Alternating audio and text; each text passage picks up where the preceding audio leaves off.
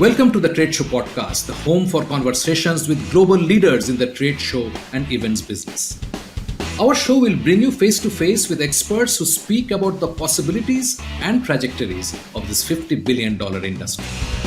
I'm your host Shubhanjan Sarkar, founder of PitchLink, the next generation visitor engagement platform where our mission is to make conversion easy. Welcome to this episode of the Trade Show podcast. Thank you for listening and your continued feedback. If you have suggestions or you want me to dig in with a specific guest, please write to me at shubhanjan@pitch.link or message me on LinkedIn, both links available in the show notes. I'm very excited to introduce you to our guest today, Sridhar Ranganathan, founder of B2Brain. If you are selling to enterprises, particularly in vertical markets, you needed to have good context of what's going on in those companies, and therefore you needed to do good quality account research.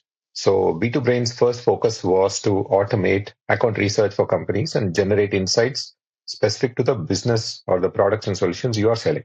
So if you are selling, say, ERP to pharma, the nature of problems in each company in the pharma industry would be different. And therefore you want to position your ERP according to the nature of the problems. Okay, but if you're selling to manufacturing, the space of the problems that they face in their world could be very different, right? So instead of going and talking your boilerplate sales pitch, you tailored and customized your pitch to the context of what's happening in the company. That was the core of the B2Brain idea. Sridhar believes that B2B businesses thrive on human connection. His startup, B2Brain, enables exhibitors at events and trade shows to generate high-quality pipeline and better ROI by providing them a way to capture, analyze, and engage leads. Having done stints in product leadership at InMobi, Yahoo and Zoho, Sridhar strives to understand user behavior and incentives at a fundamental level and architect the product experience based on these insights. B2Brain is used by companies in vertical markets such as Zetwerk and Appify to amplify their GTM efforts and get more value out of events and trade shows. Now, on to this enriching session with Sridhar Ranganathan. Sridhar, finally, welcome to the Trade Show podcast. Thank you, Shubhanjan. Great to join you here. Thanks for joining and for making time on a Saturday. Sridhar, I know when you started B2Brain. I mean, I'm aware and I know what was your thought and how you built the product around that thought. However, over the last about 18 months, you have, it seems to me, and please correct me if I'm wrong, you have pivoted with a full focus on the trade show and events industry. What made you do this? So tell me about what made you build B2Brain and then what made you pivot? So the big problem or the opportunity that we saw was the fact that if you are selling to enterprises, particularly in vertical markets, you needed to have good context of what's going on in those companies, and therefore you needed to do good quality account research, right? So B2Brain's first focus was to automate account research for companies and generate insights specific to the business or the products and solutions you are selling, right? So if you are selling, say, ERP to pharma, the nature of problems in each company in the pharma industry would be different. And therefore you want to position your ERP according to the nature of the problems. Okay, but if you're selling to manufacturing, the space of the problems that they face in their world could be very different, right? So instead of going and talking your boilerplate sales pitch, you tailored and customized your pitch to the context of what's happening in the company. That was the core of the B2Brain idea, right? It would be your B2B brain that will work alongside you. What I noticed over the past 18 months, and you're right, that there's been an increased focus on trade shows and events, is the fact that if you are selling to a lot of the core industry verticals like manufacturing or energy or oil and gas or chemicals, the process industries, food, beverages and stuff, the nature of what we know as sales process is somewhat different. Not the fundamentals, but the fact that you are selling more often than not to the business functions in those companies, the core business functions, the core operations functions in those companies, right? And in those cases, it is important to be able to meet the buyers where they are. Okay, those buyers are not necessarily the ones who are sitting online and searching for information to replace their ERP. Okay, you will have to go and talk to them, have a different level of conversation to help them understand what sort of problems they have to anticipate and solve for in the future. Okay, so that was the first part. The second part was that if you're selling to a lot of these verticals, your sales are like enterprise class sales. So you're selling, multi-$100,000, multi-million dollar software and solutions and stuff. Predominantly, those tend to be a combination of hardware plus software. Quite often, what I'm seeing is it's a combination of hardware, software plus services. Okay, so it's not the SaaS sale that we have known in the traditional sense of the word. Yeah. Okay, it is a combination, which means you as a seller have to have a very wide expertise in what you're talking about to be able to talk their language. Okay, or to be able to talk at a level that the buyer would engage at. Right, it is quite distinct from what we have seen in SaaS, right? Traditionally in SaaS. The thing that I noticed was that very often it is in these B2B trade shows and events where there seems to be a lot of in-person interaction towards making a deal. Okay. And that seems to be a place where, especially after COVID, since late 23, the presence and attendance at these shows has been steadily going up. Okay. And the quality of conversations are also much higher. Okay. Unlike typical, say, networking events and conferences, these shows tend to be focused on, can I learn more about what's there new in the market? Can I figure out what sort of solutions or a combination of them will solve some of the problems that I have? That's the mindset with which buyers come to these shows. Right. Sellers go to these shows to demonstrate what are the new capabilities that buyers would be interested in, and also learn what is it that they are missing from their repertoire, from their portfolio, which is necessary. So these shows serve as very high intensity, high frequency interaction points between buyers and sellers. And there's a lot of learning, osmosis, and promotion that takes place here. Right. So our focus shifted to saying, if you are selling to all of these core industries, if you're selling to these vertical markets, if you're selling to their enterprises, okay, it is very interesting to see that these shows, trade shows and events are a big part of your marketing budget, sometimes as high as 75%. Okay, because you're expecting the majority of your pipeline to be generated as an outcome of having met and shook hands with potential buyers. You're not even making a deal there. You're just getting a chance to meet them in person, shake hands, put a face to the name, not be in a situation like you and I, across continents, we still meet on remote. Right. Right. Right? You want to meet in person, not by the riverside or not on Zoom. Right. Right? So that's literally what the sellers look at. And then, given that context, they want to make sure they are present at some of the key shows that take place. A lot of these, like US alone, just this year has about 1,300 trade shows and events happening. Right? Europe is another significantly large market. Sometimes people say it is 2 to 3 times larger than the US. Okay. So there could be multiple reasons for why those are. Europe is multicultural and multilingual, multi-ethnicity, and all that stuff. So in-person interactions are different, are necessity in Europe to do business there. So we're speaking with several companies in the US who have bigger trade show budgets allocated for Europe than in the US. Like they do 3 shows in the US and like 8 or 9 in Europe, right? And each of them are significant investments if you think about it, right? Right from renting the space and like everything else put together, it can be very significant. So we realized that if the exhibitors are spending so much investments on these trade shows and are looking to build pipeline, can we help them accelerate that process by providing them context, enabling them to never miss a single prospect interaction at the place, right? And enabling them to build a curated pipeline soon after the event. Okay, Right. because today, when you look at it from just event organizing, event management lens, right, the logistics, all of that is taken care. Okay, and then the sales and marketing go present there, run the booth and stuff.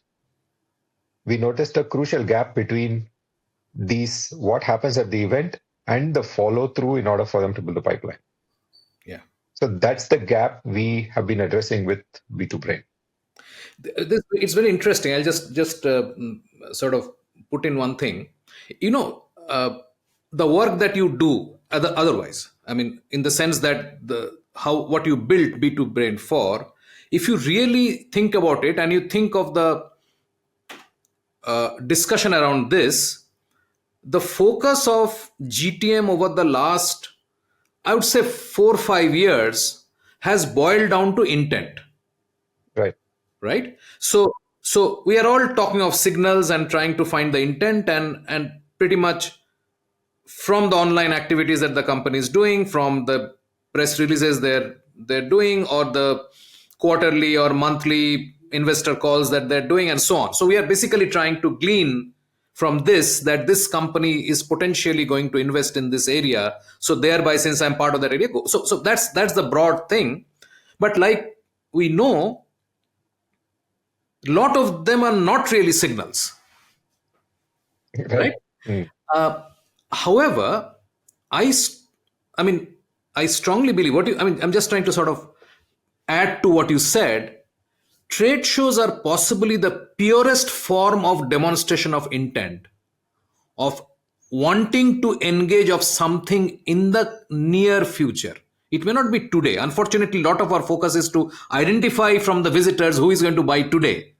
Right. And that's really where it fails. So we'll come to, when we talk about the ROI bit, we'll talk about that.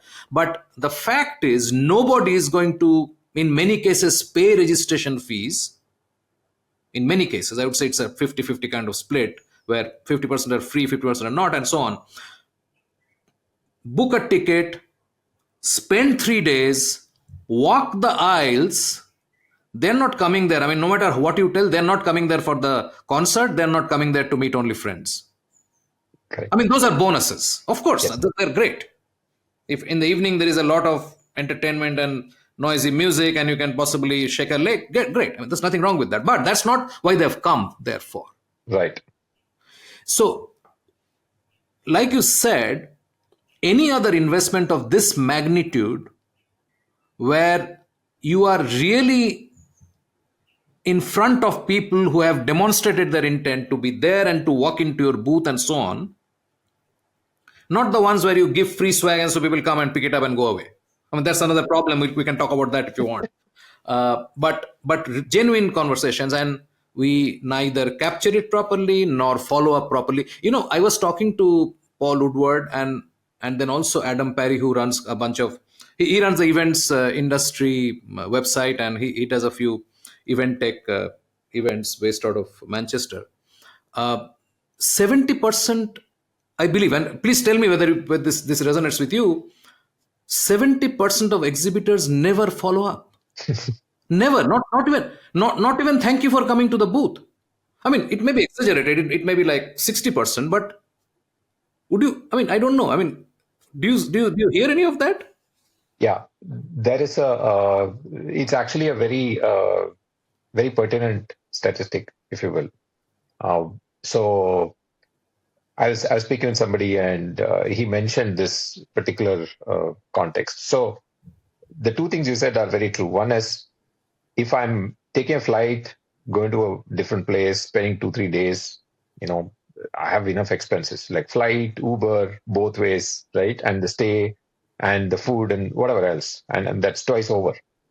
So I'm spending on an average about $1,000 per show if I went, plus loss of 3 days of 3 or 4 days of productivity, right? Yeah. And it's going to, like, these shows are held with one day left in the week, which means you're basically discounting that week. Yeah. Okay, so a lot of productive work during that week that I would have done otherwise is not there. Okay, instead I'm expected to build pipeline or do something more useful, because I'm going there. Okay, so that's one part. The second part was, so yes, if people are coming, it's a very, very great and high fidelity form of intent. Now, as you rightly said, you don't know whether they're going to buy today, they're going to buy next week, next month, but they're in some stage of, I want to learn more, I want to be aware of this. Yes. Okay, they're definitely in some stage, right? Okay, the swag and the parties are a bonus, but that's not the main course, right? You come for the steak. The sizzle is just attracting you. That's it. The second part about exhibitors, it couldn't be more true. Okay, and I was having a chat with this person, and he was talking about exhibitors and their mindset and stuff, and it was very fascinating to listen to how the mind operates. Okay, when you're in the show, you are in that arena with a lot of excitement, high entropy, a lot of action going on. So there's just a higher level of enthusiasm to do stuff. Yeah. But pipeline building is a grind. It's a hustle. It's doing those repeatable jobs repeatedly that could be, profoundly boring very quickly. Right. But it's just being persistent. Okay. It's very different in nature from like being at the arena, being at the show, talking to a whole lot of people, shaking hands and having coffees and stuff. So what tends to happen is when you come out of the trade show bubble, you kind of get reset to the regular world, regular life, the 9 to 5 kid soccer games and whatnot, like traffic jam and everything else, that you give this a miss. The fact that you had great conversations, but those conversations really matter to you only when you follow up on them. Yeah. We know that in sales, money's in the follow up.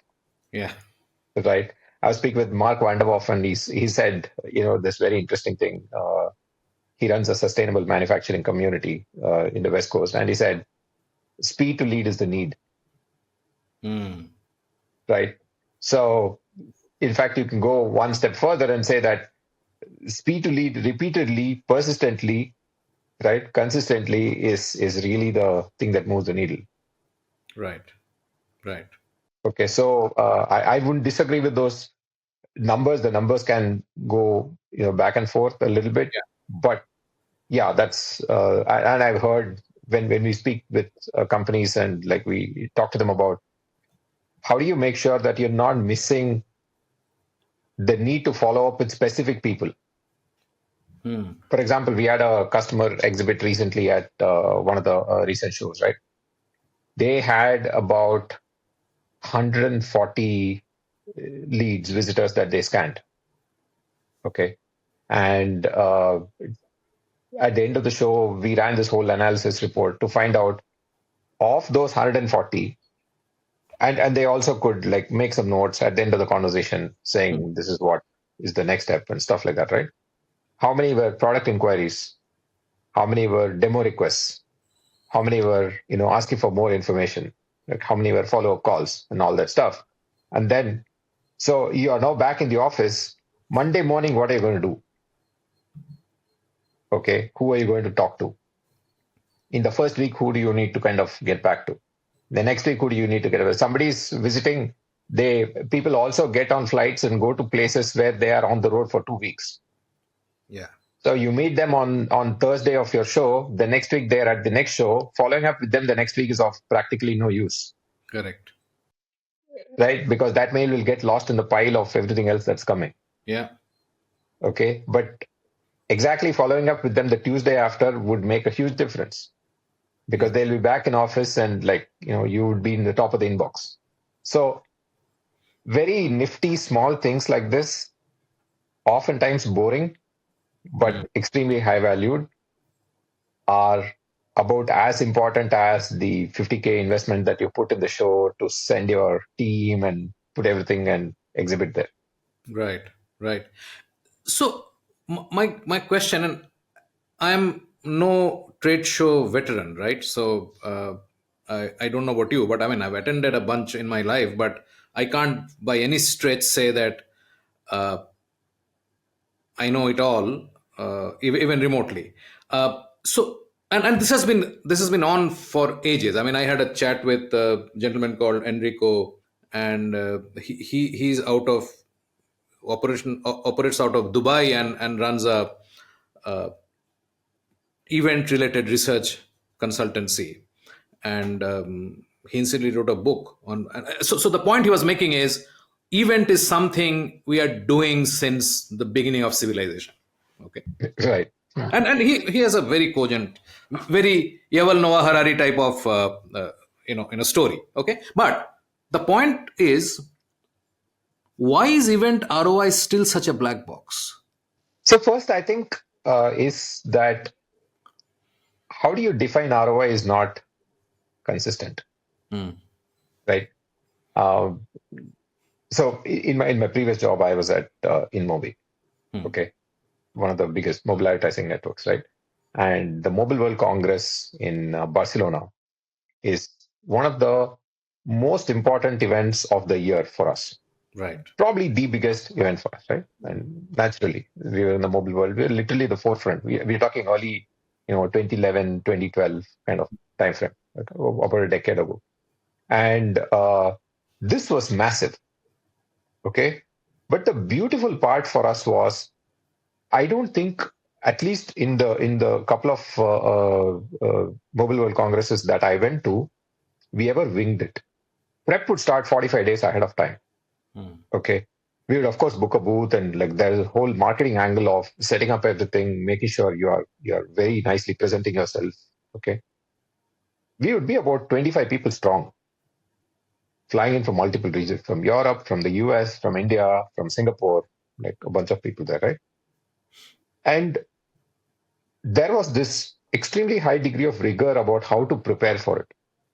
Hmm. Everyone knew it's a 4-day event. Everyone knew every half of the day what was their role, what did they have to do. Okay, we would not just have these booths. We would rent a couple of rooms in a hotel nearby where we would schedule meetings. And meetings were allocated on a 20 or 25-minute slot with 5 minutes for changeover. So you had to book a room, book a meeting slot, and make sure your meeting, the people you were meeting were there at that place at that time. So you had to work with their logistics. So it's an extremely intense exercise to do this. Hmm. Okay. And equally well, at the end of the show, there would be these notes of what needs to be followed up on with who, Right. right? So if you look at it as, okay, I'm sure back then the overall cost of doing such a scale of thing would have been about, say, a couple of $100,000. Okay. Now, we never looked at it as, hey, I'm spending 200K on MWC. We looked at it as, first 45 days we prepped, we've got 78 meetings, right? And we've got now 30 follow-ups, and we've got 6 deals. Each deal will be worth about 250K for the year. Okay, now you're talking $1.5 million. Yeah. So if you look at the event really as a process rather than as an event, Hmm. like Kumar Vembu, my previous boss, used to say, Hmm. okay, it's a fabulous return on investment. Okay, because you're not looking at it as, hey, I just blew up like 200K in 4 days. Hmm. That's a very, very short-sighted way of looking at the thing, right?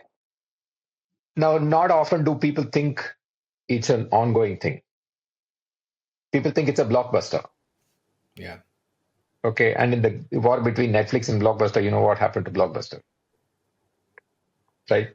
So the smarter exhibitors think of it as it's part of an ongoing process. I was speaking with Gopal Krishna from Zetwerk, and he was saying event touch points, when I meet with customers and prospects at the events, in my ABM system, they are looked at as engagement minutes and touch points. So he's looking at event as a continuum of a series of touch points with prospects. Okay, so and he's leaving nothing to chance, right? Yeah. He's not saying, like, you might open up a new account there. You might open up a conversation with new account. Absolutely, yes, that's what you're there for. Okay, but you're also there to make sure that your prospects and buyers are continuing in their journey with you. Yeah. So you're not looking at the event as a one-off thing. Right. Right. Right. This is such a powerful story. I think this could be the takeaway from this episode. That event is not an event but a process. Yeah. Uh, Attributed to you. So Yeah, I will attribute to Kumar Vembu. yeah, good one. So again, just staying with that idea that event ROI is possibly not defined properly. Who in an organization, see, we know that marketing and sales both work for an event, for a trade show participation, right? So marketing does certain amount of things, sales does certain amount of things. There is a handover that, okay, now you guys run the booth, and so on. And what I observe from my conversations, pretty much what, again, you can validate that or not, the same dysfunction that exists in actual B2B sales in everyday between marketing and sales just gets carried over here. True. Would you sort of agree with that? It's the same people. Exactly, right? So which is why no wonder that the marketing will have a different set of ROIs to tell the management that we have executed well on this 200,000 or 50,000, whatever. And sales will have their own, and then there'll be things like, okay, they drove completely rubbish people to the booth. What can I do? Whatever, right? So why do you think, I mean, although in B2B sales you see the shift towards a unified command under the CRO, right? So both marketing and sales reporting into the CRO, which means there is a process which is underway, very late but underway, to see that this coordination is real and people have unified KPIs and so on. Is it simply the reflection of that and it's just going to catch up at some point, or is it something else? Okay, it's a fairly loaded question, right? True. And I think there are going to be multiple shades of answer for this. Okay. For one, like I said earlier, it's the same set of people. Right. So you cannot be behaving differently just for like 20 days in the year and like behave another way for the rest of the year. Right? So how you kind of tend to interact in office, even virtually, remotely, etc. It'll be very, very overlapping with how you interact even in the context of a event. Okay, not going to be very different. Secondly, I think there is we have to respect the fact that there are different shades of companies, even in segments, right? So companies at like, below 200, 250 people scale will behave differently between from the ones who are like, say, 200 to 1,000. Will behave very differently from the ones who are from like 1,000 onwards, like really largish enterprises and mid-market companies and stuff, right? Because what tends to happen is that at smaller scale, marketing has a lot of role to play in making sure the event goes well. Okay, as it gets larger and larger, marketing also starts distributing it to event management almost as a focused function. Yeah. Events and trade shows. There are companies that have directors of events and trade shows and stuff, right? Their job is to kind of do shows, like 15 shows a year. Okay. And those people become like the go-to people for the sales reps, because the sales reps have to be flying in for all of those events. Right? I was speaking with Chris Torrance at Optim a few days ago, and he was saying that, I end up doing like 2 weeks on the road, 1 week at home. and 2 weeks on the road, 1 week at home. So that's about how much, especially during the season. March to June, I think there are 670 shows happening. Right. So practically every day there are multiple shows taking place. Okay. In fact, we have a founder who flew in from India to the US just this morning. He landed there and he was saying that he's attending 3 overlapping shows in Las Vegas in the coming week. Okay. One show a day. Right. So that's how much of action is taking place right now. It's like the Diwali or the Thanksgiving season for shows instead. Okay. Right. So that's one part. Now, if you think of how will the functions evolve, I think it's really dependent on the scale of the company and the nature of the sales process that they do. So I'll give you another example. I was at Automate in Chicago last year in May. Okay, I was speaking with this rep from a company that does robotic arms for food processing companies. Okay, food businesses, and he said, "Look, we are 5 people. They're a startup. They're like a 60 odd people startup or something of that sort. Okay, we are 5 reps, and they have 2 branches, US and China or something of that sort. And we have 5 reps. There is an account book of 1,000 accounts that we have to go after. Okay, each of us has been given 200. We have to make sure we can get 1 deal from them in the year, which will be between 1.4 to 1.7 million dollars and a 3-year long contract. Okay, now this rep talks to the events manager in the company to stay lockstep on which are the next events they have to go and present and showcase and stuff. So it's almost like they've been, the 200 accounts are carved into your territories, right? You are taking PNW, you're taking East Coast, and you're taking Midwest, and you're taking the South, and all of that stuff. Now they work, each of them in their territories, they work closely with the event manager to say, look, these are the ones we should be there at. Right? And they've kind of nailed the playbook to a T. What will you do at the event is nailed. Okay, so the event manager's job becomes, okay, fine, we're going for this event. I will take care of the logistics. I'll take care of setting up the booth and getting the equipment there, all of that stuff, because they know the nuts and bolts of how to get it up and running. And the rep focuses on making sure they are bringing the right people for the demo. And they both go and pitch to the marketing head and say, look, this is what we want to do. Right? Of course, the rep has to get sign off from the VP of sales on, okay, this is going to cost so much. So where's the budget going to come from? Okay.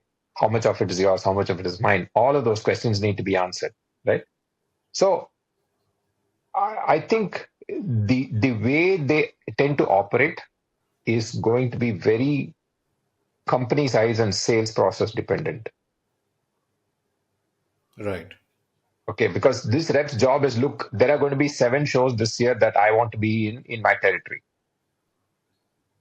Of these 7 shows, I will make sure that at least 120 out of the 200 accounts make a visit some point or the other.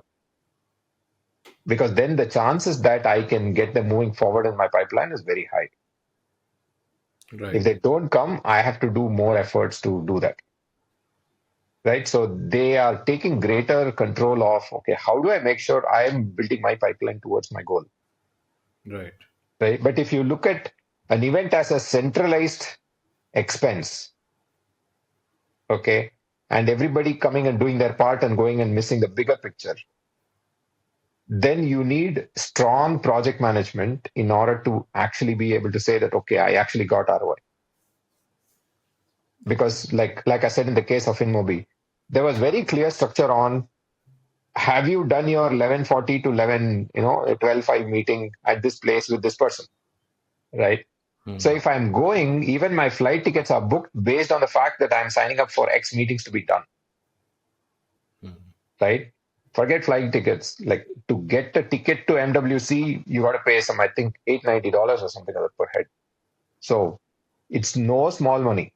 And then the Europe, EU Schengen visas and the stay, I think hotels charge a bomb. Yeah. right? So it is massive expense. You either have great project management to tie in all these pieces together and make sure that there's a coordinated effort to deliver ROI, or you have individuals taking high degree of responsibility and showing high agency to make sure that they can make good value out of the event. It's time for a short break. Stay with us. After the break, And you, at that scale of the company, your product value proposition and what message you want to give per segment is also much more refined. Okay, so you can processize, you can systematize a lot of things. Therefore, marketing becomes the logical owner of all of those investments, spends those decisions on which shows to go, what sort of a booths to organize, and what sort of a presentation to give, and all of that stuff. Right? Marketing becomes the owner of that because then sales can be more productive. They don't have to think about all these overheads. you are listening to a Bizcast audio original. Podcasting is one of the fastest growing content marketing avenues today. We can help you exploit this largely untapped marketing opportunity. We can craft your audio strategy and leverage the wide reach and easy streaming capability that smartphone penetration provides. It is powerful and personal. Talk to us to find out how podcasting can help you build your brand and reach out to target audiences. Welcome back. I'm Shubhanjan Sarkar, your host for the Trade Show podcast and founder of PitchLink, the visitor engagement platform. Let's dive right back into the episode. So, from the customers that you are dealing with now, obviously there will be part of the more thinking people who are going to willing to try new systems because they are concerned about the ROI. Where do you think is the ownership lying? Is it like a collective thing, or is it something that's lying with the marketing? Traditionally, I'm told that the event ROI and the budget both actually uh, was with the marketing, except possibly the travel and stay of the salespeople. And in many cases, that was also part of the same budget. So, what are you seeing actually in the ground today? Yeah. In very small companies like sub 100 people companies, it's often sales actually calling the shots. Okay. Okay. As it gets larger to, I would say, all the way to even up to 1,000, marketing takes it over because there are multiple salespeople. You can't afford too many salespeople calling the shots. It's a problem. Yeah. So you want to provide some guidelines and a framework in which they operate, right? And you, at that scale of the company, your product value proposition and what message you want to give per segment is also much more refined. Okay, so you can processize, you can systematize a lot of things. Therefore, marketing becomes the logical owner of all of those investments, spends those decisions on which shows to go, what sort of a booths to organize, and what sort of a presentation to give, and all of that stuff. Right? Marketing becomes the owner of that because then sales can be more productive. They don't have to think about all these overheads. Okay. And marketing can play to its strengths, which is like systems, process, data, standardization, consistent messaging, right? Market segmentation, positioning, all of that are strengths of marketing, right? So that becomes commonplace. Now, if you go larger, okay, marketing ends up taking the support of some of the more recent ops functions like business operations, business finance, okay. Sometimes even like what do I say, the founder's office, chief of staff kind of senior executive assistant people, right? Who can help you with a little bit of strategy and, a whole bit of coordination and all that stuff. So, but even at that stage, marketing tends to be calling the shots on which event, what scale and size, okay, why we are going here, are we exhibiting or are we just walking the floor, right? Or are we just doing like a sidelines event? Okay, I think that's very important, right? For example, if you look at companies like SpendFlow, okay, Devas who runs marketing there, they're brilliant at running events. They know their audience, they understand their ICP, very well. Then they understand what do these ICP do and not do. So accordingly, they tailor what sort of events they go to, what sort of presence they want, right? How do they, organize things? How do they bring them together? So, you know, what I've seen is that as you understand your audience a lot more, and given the scale and size of your business and the level of operations you have, the ownership tends to move away from sales as the company grows larger. It tends to be a lot more systematized and processized as marketing takes it over. Right. But my question remains that are they actively thinking of ROI? I mean, do you hear what or how they're actually defining the ROI that they're trying to uh, get out of the events that they're participating? Yeah, the jury's out. Okay. There are more sophisticated. So I am in conversation with a few companies, some of whom are figuring out how should we structure or how should we even think about ROI. So we end up actually brainstorming saying, okay, what's the value to the business? Okay. And for that, I use a structure that Gopal was sharing with me some time ago. He said, you probably go to an event for three reasons. One is brand building, two Correct. is pipeline generation, three is uh, getting into the network. Okay, being connected with and adequately involved in the market ecosystem that you play in, right?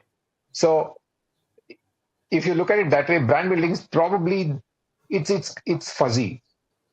Okay, you don't know whether you got ROI or not, or you could always make an argument that you did, which is Yeah. what people would tend to do, right? Um, and it's a very very late payback. It's a very lagging indicator. Okay, Yeah. pipeline with reasonable sense, within the next 45 to 60 days whether you were able to generate pipeline, Yeah. right? So by thinking of an event as a process, you reduce the angst to declare good or bad ROI 1 week after the show. Okay. Or at least make sure that, and also respect the fact that finishing the event and doing it well there is just not adequate. It's necessary, but it's absolutely not sufficient. It's basically at best one third of the problem. Yeah. Two-thirds of the problem is like, another one third is before the event, what did you do? After the event, what have you done? Right? Right. So often what tends to happen is when you think of event as a blockbuster, the one third carries the weight of all the three. Okay, which is three times the pressure and Yeah. therefore higher expectations. And it's very hard to match up at 3x the expectations. Yeah. Right? So that problem always remains. And what I learned is that companies that are thinking events are important for my pipeline, you start from, like, we did a brainstorm with one VP of marketing some time ago. And we said, okay, fine. What is the broad pipeline you expect as contributory from the 4 events you're going to do this year? And they came back and said 60%. What does 60% mean? X companies, Y dollars, Y dollars in opportunity. What does it mean? Let's break that down. Then we keep distilling down and saying, okay, fine. If I got 45 qualified meetings out of all these 4 events, that would get me 60% pipeline. Now we are talking real numbers. So 4 events, 2 are happening in the first half of the year, 2 are happening in the second half of the year. So that means you want to be a little more front loaded because you got like a 4 to 6 month sales cycle, right? So you want to aim for about 30 meetings at the first 2 events. If you need good quality 30 meetings from them of X people you meet at the booth, how many will turn into those meetings? Let's say 25%, right? So you need to meet 120 quality visitors. Now assume there is like a 1:1, good to not so good visitor ratio. You're talking, you must be meeting 240 people in those 2 shows. First show, 3 days. Second show, 4 days. So in 7 days, you got to meet 240 people. That means you're talking of 35 people a day. right? Usually in a 3-day show, 2.5 days is what is effective. In a 4-day show, 3 days is what's effective. So in 5.5 days, you got to meet, 240 people. So you're actually aiming to meet about 50 people a day. How do you attract 50 people a day? Becomes your on the ground tactic that the event management team has to work towards, right? Are there potentially multiples of 50 people of your ICP in the show is what you need to do as pre-event research. Who are those accounts that you really want there? Do you need to bring them in? Has the organizer shared an attendee list of the accounts so that you know X of these accounts are coming? Right? So if you start looking at the structure of how you want to execute the event, then automatically it'll emerge that look, in this event, if we got 30 good meetings, we hit our ROI. You now can present the story to your executive team and they'll understand. Your executive team is only going to look at what numbers did you generate out of this. Yeah. They don't care what swag you gave and what presentation you did, nothing, right? Where's my pipeline? And you can now set expectations saying, look, we are expecting 30 meetings out of this in the next 45 days after the event. That will come out of the fact that we would have met about 70, 80 good people in this event in 2.5 days, right? 70 would come out of like 150 people that are visitors. We have a plan for how to bring in 150. We have looked at the account list. There are at least 120 accounts that are good for us. And it makes sense for us to invest now. Right? Because your executive team is going to look at it and say, do you have a clear roadmap of how will you make good this 100K investment? Yeah, absolutely. So my follow-up question is, see, if it's the industry where it has a flagship event happening, like in case of Mobile World Congress, like whoever is wherever, they come there. So even if I have as a company, say if I'm in InMobi, for instance, I know these are my accounts, I've mapped the accounts, I know that they are likely to come there. That's, however, doesn't work when I'm in a particular city where it's not necessary that my accounts are actually present in that city, and it's unlikely that they'll visit that place. So my ability to mobilize is restricted in many parameters. However, what the organizer is able to offer me, which means they have registered data, that becomes very critical. Now, what I hear, and tell me if you're hearing the same thing, is that typically organizers are extremely reluctant to share attendee lists in advance. How much of it is true? Is it like, no, it's like maybe 20%, but balance 80% are very happy to give it? Or is it, no, this is primarily true, some exceptions are there who do give it out? Because that becomes a key component. I was talking to, again, another company who are building a CRM sort of for trade shows, and also talk about engagement, and mostly email based, pre and post and so on. And I was having this chat with them that how can you, so if I have a list of attendees, there is a possibility, say for instance, by using B2Brain, I can zero in on the 500 people who are my ICP and then start the mobilization from there and so on. So that's fine. But if I'm not getting any, there's only so much I can do. So that pre-event activation, which is so critical, actually, as you rightly said, is sort of dependent upon the organizer being either being part of that or sharing. What are you seeing at the ground? So I would put it as in three buckets. Okay. There are some events where organizers share the attendee list to exhibitor. Because the purpose of that event is for organizer to bring the buyer and the sellers together.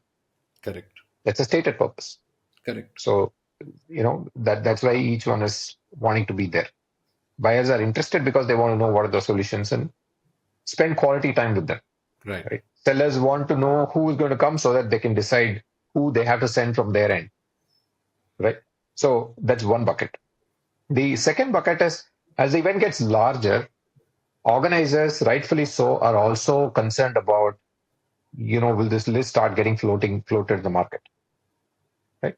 Naturally, because it just brings them a bad rap. Yeah. Okay. So what they end up doing, and they can't also not share some indicator of who's coming. How do you attract people? The exhibitors are the one who are spending money to come there.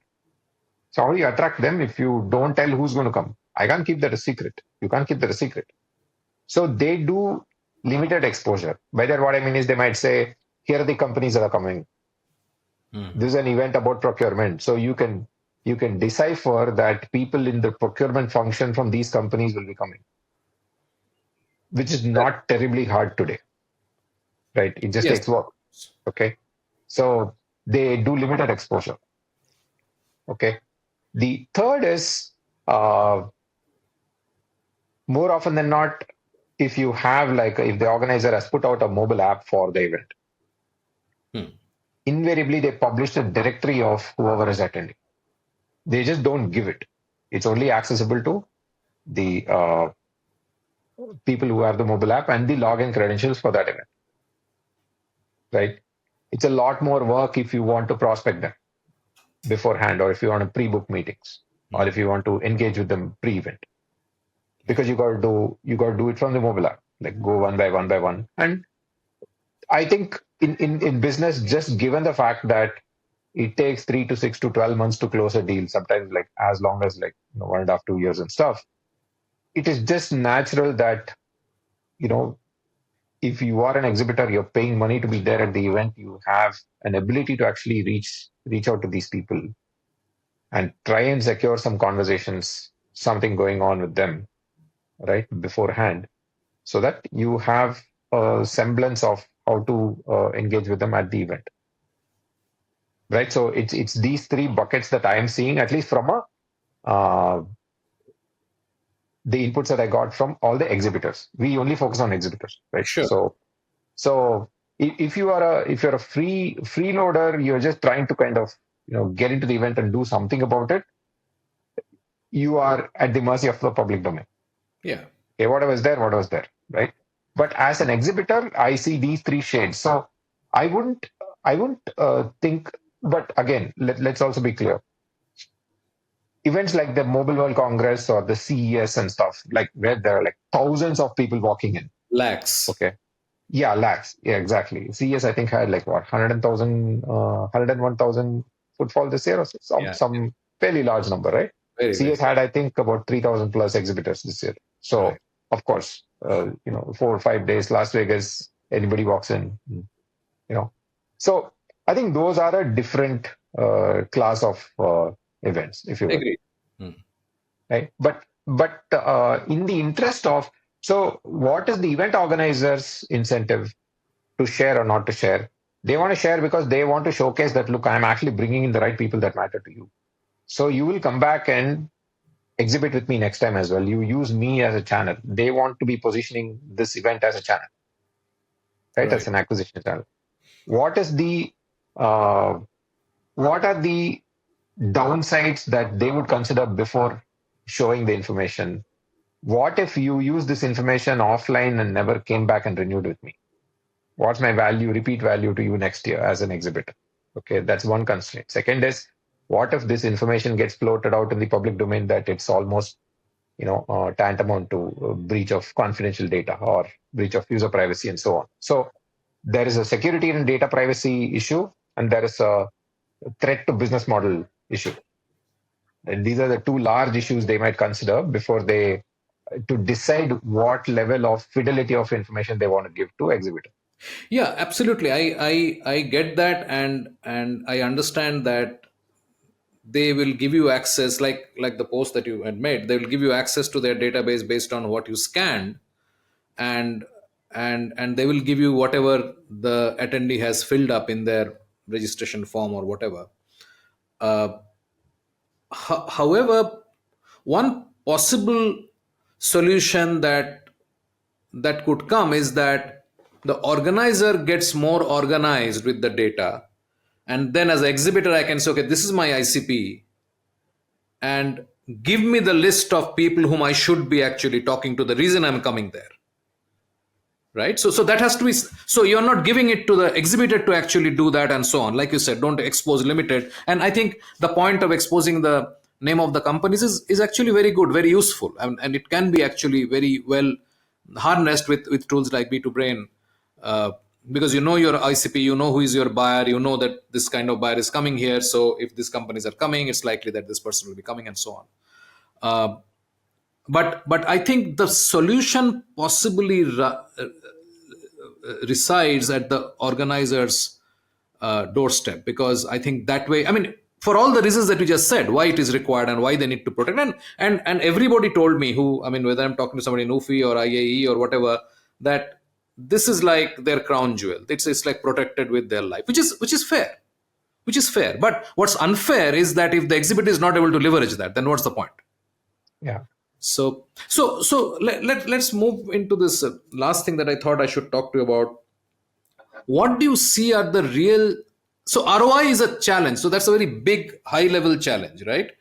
uh, what else do you see when you are talking to this wide range of people you're talking, and interestingly, I notice that you are not pitching to tech companies or tech shows, or maybe I missed that, but what I heard, I didn't hear tech at all. So you may want to touch upon that, why it is, or if it is not so. But what do you see are the, I mean, even if you take in a very narrow manner, what are the challenges in 2025 for exhibitors, and what do you think potentially they can do about it?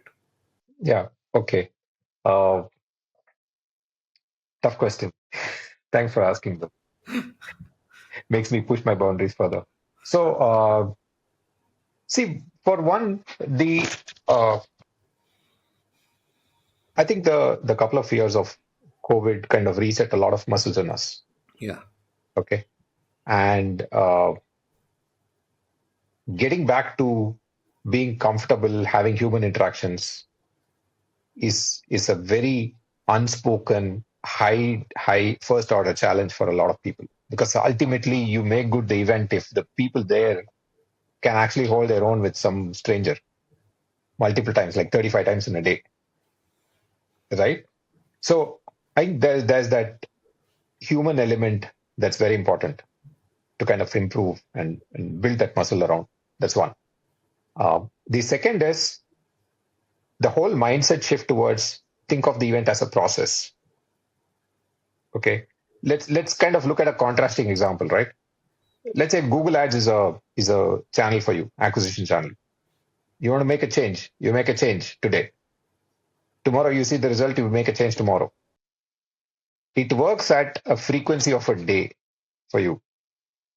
An event is like 45 days before, 4 days at the show, 30 days after. So the cycle time is so long that you have to prepare your mind to kind of play in that cycle time. You live in a day and age with all the overload of information that you want instant gratification. That doesn't come. Okay. Nothing in enterprise is instant, Yeah. right? Except maybe the messages. Okay. So that's a second big switch that companies have to make, right? There was somebody who messaged me last week and said, "Hey, I'm going for this event. What should I do?"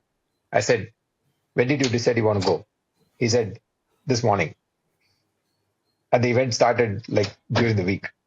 I said, "There's actually nothing much that you can do except go and wing it and, take some small pleasure that somebody found it cute."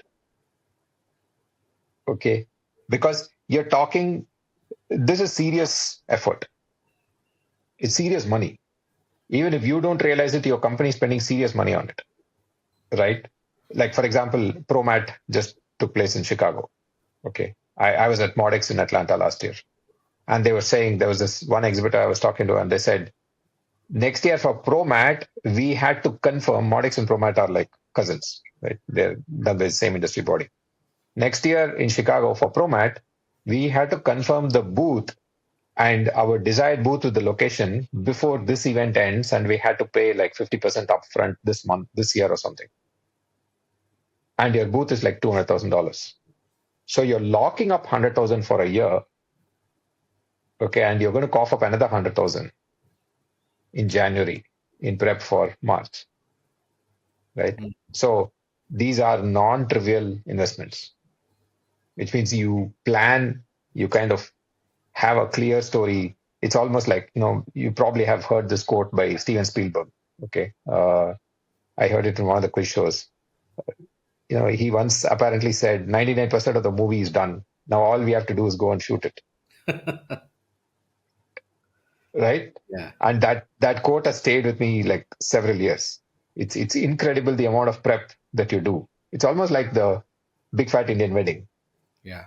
Right? You prepare for months in advance, and then in 4 days you blow up all the money and go back. Yeah. The problem is the aftermath of the wedding is the real life. Yeah. So how much ever you prepare, how much ever is the blockbuster on the day, having the mindset to kind of pursue after that becomes like a big thing. The third thing is we are all familiar with the CESs and the MWCs of the world. Okay, that's all great. But given your company size, scale, and ambitions, are you sure which are the events you want to go to? Are these really the right events for you? Okay. I have a theory that I've tried to use at a few different places. The product of glamour quotient and money quotient in an event is constant. So greater the glamour quotient, less the money quotient. Okay, so if you're an exhibitor, if I'm talking to you and you're saying I need to invest in like 5 events this year, I'm happy to sit with you, brainstorm, look at, like we built a catalog of like some 1,300 events and shows this year, right? I'm happy to sit with you and go through that and say, look, here are the events with estimated attendee size. And they are not in the Venetian or in the, Javits Center in New York or one of those swanky places. But it's happening somewhere in Raleigh, North Carolina, or it's happening somewhere in Phoenix, Arizona. Okay. It's going to have about 250 exhibitors and about 2,000 footfalls. Right? It's a much more intimate gathering. It's like 2 to 2.5 days of, you can assume that more serious people are coming in that place. So pick 3-4 of those. That's probably where you're going to build your pipeline. Okay. You want to go to the Javits and the Venetian, go for one of them. That's probably where you want to go and brand and increase your awareness. Take a nondescript location beside a very big brand and do something quirky and drive traffic to the brand. Yeah. Everybody in the brand hears about you. Yeah. Right? You do nifty things. Like I was talking to this company and they said, we always take a booth beside Amazon because when people are turning around, walking the aisle and turning around, they come to us and then they go to Amazon. So we catch them and send them to Amazon. So when they go to Amazon, they're walking with my branding, my swag. Okay. So people do like all of these creative stuff, right? But if your clear pipeline is important for you, then the choice of events that you want to go to, because then these are smaller events, smaller risk, greater value, greater opportunity to experiment and learn, get your people into the right mindset. You can follow through on them well, right? Yeah. Because Chris Torrance always says, when you're in the event bubble, everything is hunky-dory. When you go back to normal real life, things hit you hard. Exactly. Exactly. Right, so I think those are some of of course, there are plenty of other challenges we can go on and on, but these to me seem the key takeaway for, exhibitors, right? The mindset, the prep, and the choice of event. PitchLink makes buying easy by enabling high-quality engagement between buyers and sellers. Through its presentation and discussion modules, sellers create customized sales narratives using sales collaterals and personal videos and reach out to prospects through a non-intrusive, buyer-qualified engagement process. PitchLink requires no installation or download, contains and manages the entire repository of sales collaterals and buyer-seller conversations. Talk to us to know more about how you can engage with customers without interruption. Connect with us on LinkedIn or visit tradeshowengage.com. That is tradeshowengage.com. I think this is a great point to end our chat today, but I have a feeling that we should do one more, maybe a quarter down the line, and Absolutely. talk about what happened. Do a little bit of uh, ground sort of report. You know what I mean? Yeah, Uh, from what we have seen over the quarter. Sridhar, thank you so much. I really appreciate your coming on the show and sharing. And I look absolutely. forward to chatting soon. And maybe we should do the coffee one of these days. Exactly. I was thinking, yeah, an in-person follow through ground zero report will be Yes. a wonderful one. Yeah. Okay, But Sridhar. really enjoyed the chat, Shubhanjan. Lovely Thank you. questioning, and thank you for putting me on the hot seat. Thank you. Thank you. We have a fantastic lineup over the next couple of episodes featuring great conversations on engaging your booth visitors and maximizing your ROI from your trade show investments. Subscribe in your favorite podcast app so you do not miss a single episode. Thanks for listening. Thank you for being with us today on the Trade Show Podcast, the podcast of record for the trade show and events industry. Here we talk to movers and shakers of the $50 billion trade show industry and identify ideas, challenges, tactics, and strategies to leverage the first party intent inherent in the trade show business. We hope this conversation helped inform and motivate as we all navigate a rapidly changing business environment. For us, these are enlightening conversations enriched with knowledge and expertise. We encourage you to go out and implement some of the ideas we discussed today. We hope to have you with us again in the next exciting episode of the Trade Show Podcast. If you liked what you heard, subscribe to the show in your favorite podcast platform like iTunes, Google Play, Spotify, or wherever else you get your podcast from, and give us a rating while you are at it. This is a Bizcast original podcast and is produced for Pitchling, the next generation visitor engagement platform where our mission is to make buying easy. Hosted by Shubhanjan Sarkar and produced by Rajiv Aditya. See you next time and have a wonderful day.